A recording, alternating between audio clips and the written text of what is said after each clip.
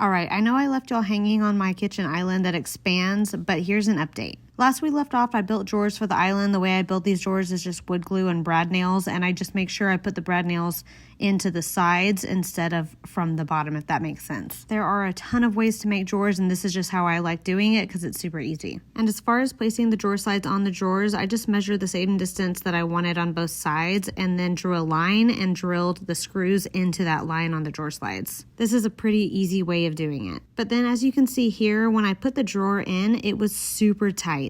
But it worked, so I wasn't really too worried about it. I wasn't going to change it. But then a couple days later, I knew that I just had to because it was going to drive me crazy. So I took the left drawer apart by just hitting it with a hammer on the sides and then trimmed it down with my table saw. Now it slides nice and smoothly. And these are the drawer fronts that I'm routing. I wanted them nice and fancy. But man, that router is a mess to use. Now the reason it's taken me so long to update you on the island is because I made a Home Depot run for some more oak for my island and ended up buying the stuff to make my patio table, and I just couldn't wait to get it built. I'll post more on this build in a separate video. It was super easy. It took me like 2 days to do the table and 2 benches. You can see right there I was routing out a spot for the 2x4 to sit on. That's just a runner from side to side, and I just like the way it looks. Usually I just use pocket holes to put that piece in place, but this time I routed it out for the first time and I love the way it turned out. On both the table and the bench, I just screwed in those pieces from the top. Since it's an outdoor table, I wasn't really worried about the screws showing. But anyways, back to my island. I got everything stained. That includes the drawer fronts and the countertop that's going to pull out, the leg, and the side piece. To install these drawer fronts, I just line them up the way I want them on the front, and then I use my brad nailer to shoot a few nails in and then screw it in from the back so it's nice and secure.